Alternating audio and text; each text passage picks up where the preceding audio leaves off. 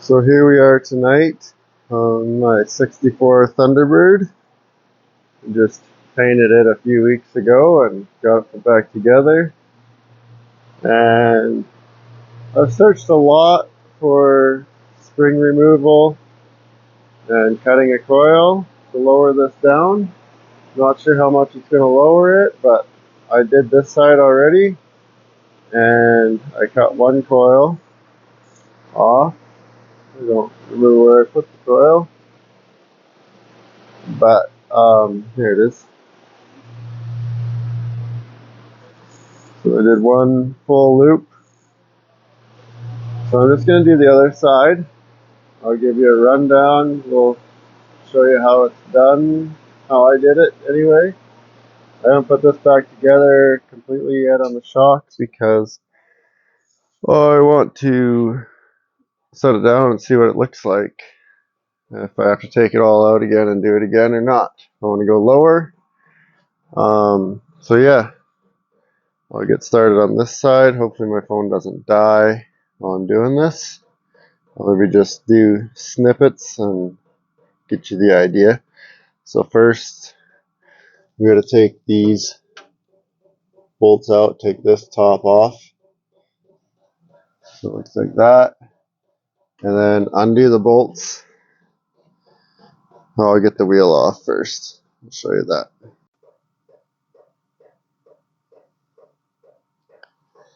Okay, so I got the wheel off now. And so what we need to do is, under here, there is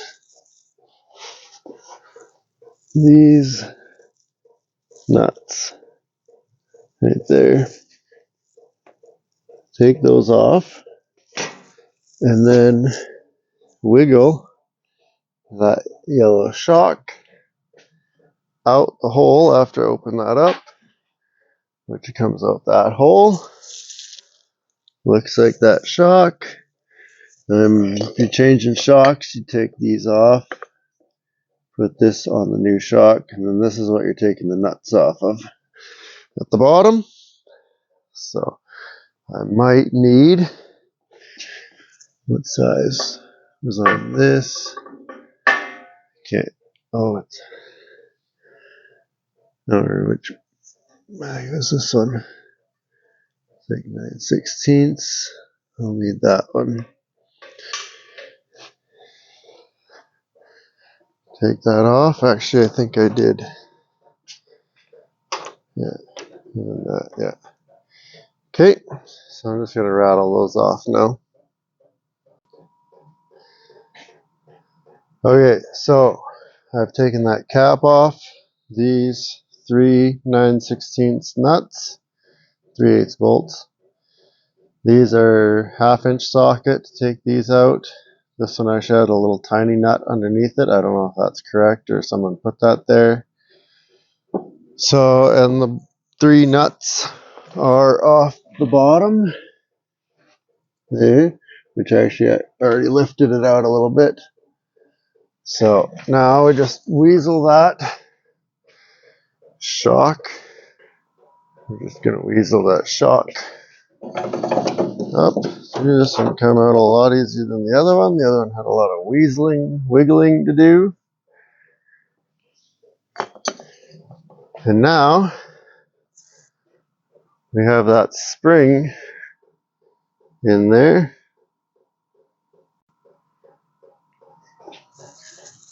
Now we have the spring, the death trap waiting, fully loaded. We're going to slide the spring compressor down the inside from the top. Now you want to put it down this way so the hex is at the bottom, because this screws up through this here and it gets longer. So if you put it in this way, it'll bottom out down here. It has nowhere to go.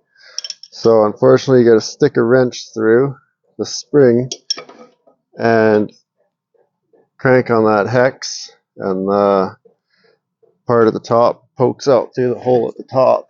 So I'll just weasel that in there and get it set up.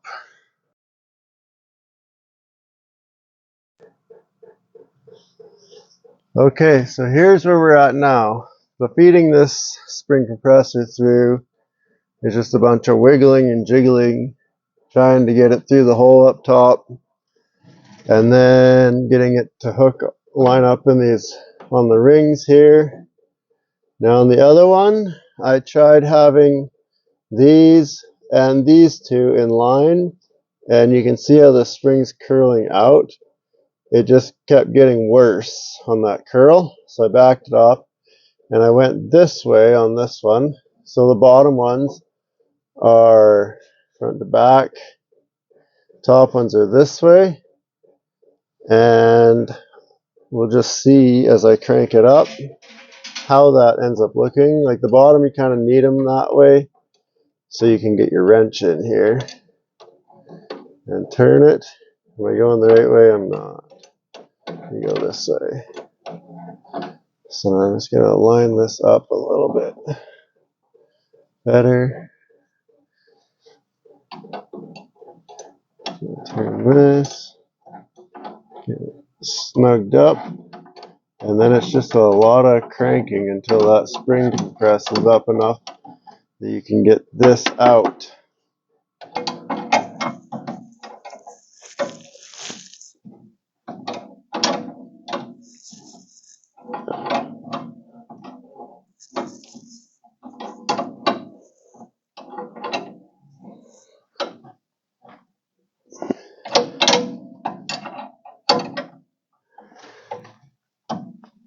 Bring it there.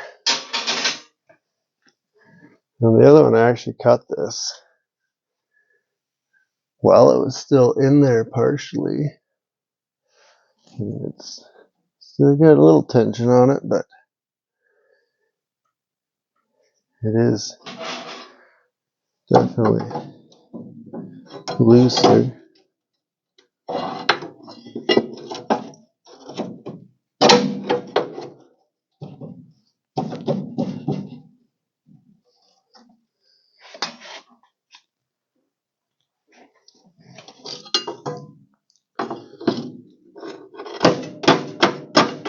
It's just stuck in there.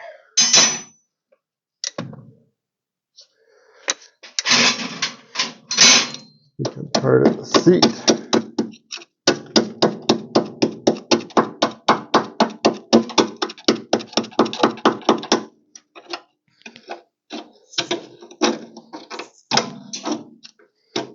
Rocks out.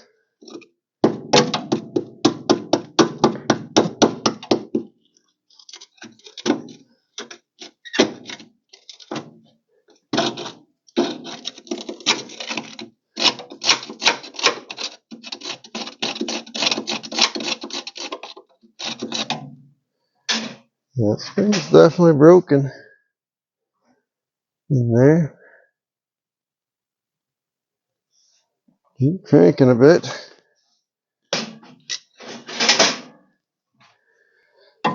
Yeah.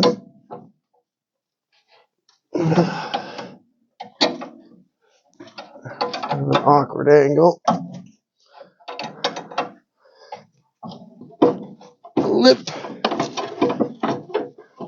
What you can do, have done, is just put something in there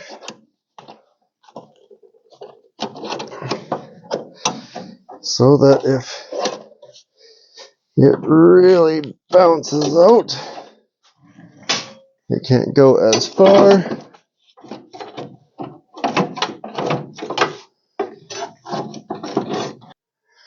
I am going to just go ahead and try to cut that right there in place. I think if I had put this down one more loop,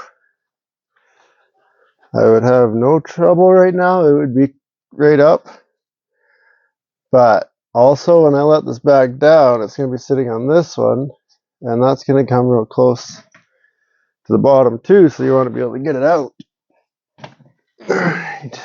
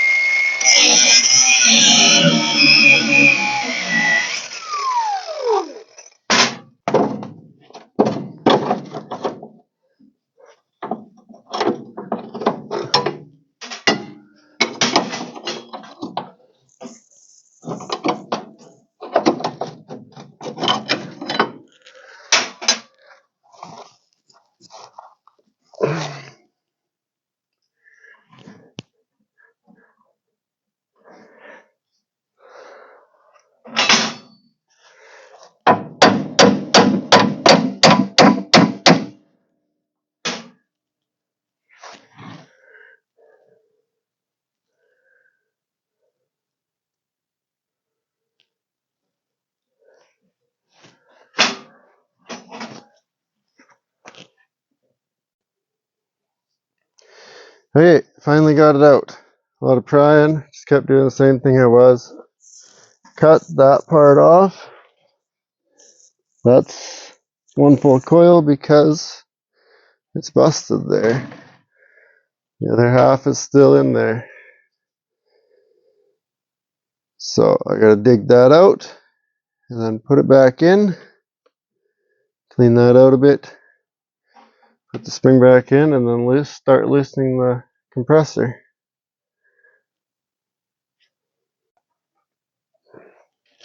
Alright, so I got this cleaned out now, kind of.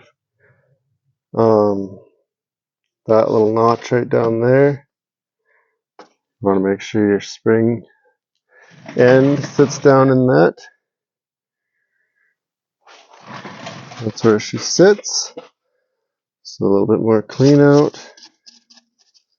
Put that back up in there, and obviously, because we've cut the coil off, it's going to be have to loosen it off a bit before it actually touches the seat. So anyway, I need both hands for that. I guess I can put you on the tripod.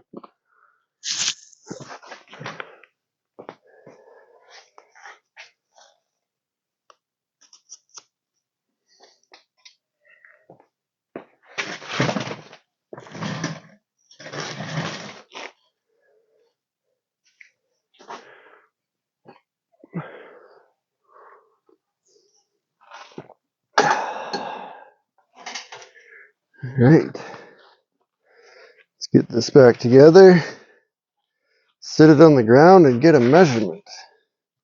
Let's turn it into a bit later night than I had planned for this job.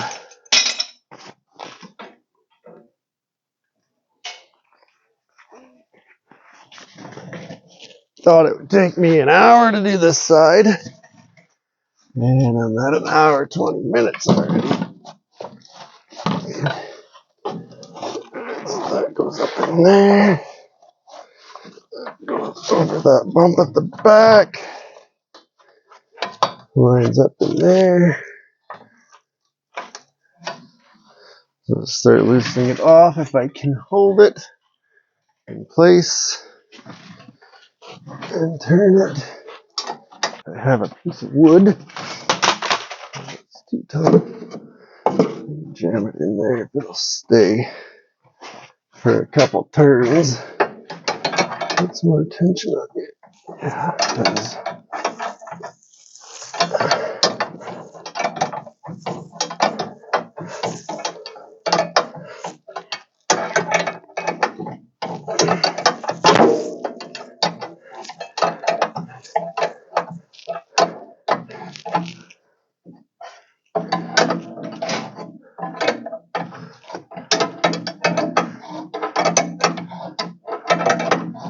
Go the home stretch now.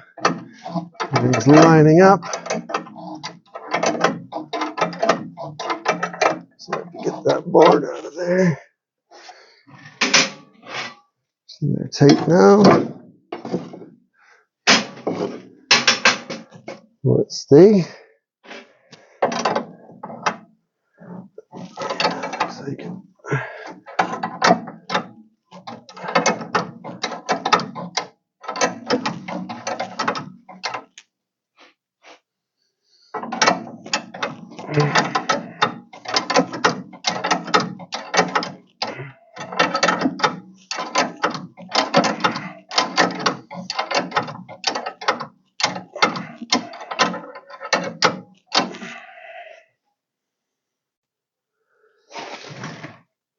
So there it is. It's all back in place. It's in his pocket up there. It's in his pocket down there. Spring compressor wiggled back out. Throw this wheel on. Let these jacks down. And I'll put the shocks in. I think I can probably do it with the wheel on, or I'll take the wheel off again to put the shocks in tomorrow. Alright, it's back together. One coil cut. Dropped it 1.5 inches. Exactly. I was at 27 inches to the top of the front fender. Cut one coil. And we are now at 25.5. Definitely made a big difference. Car has a slight nose down rake, but it was dead nuts level before according to the tape measure, and to me it just always looked like the back end was low. Not that that's a problem, I do kind of like tail dragger look, but it just bothered me. I think it's the roof and the trunk that make it look that way. Anyway, I'm happy with the way it sits right now. It might settle a bit more, and I still have to put the shocks back in. But yeah, can't wait to get it out on the road now and see what it feels like.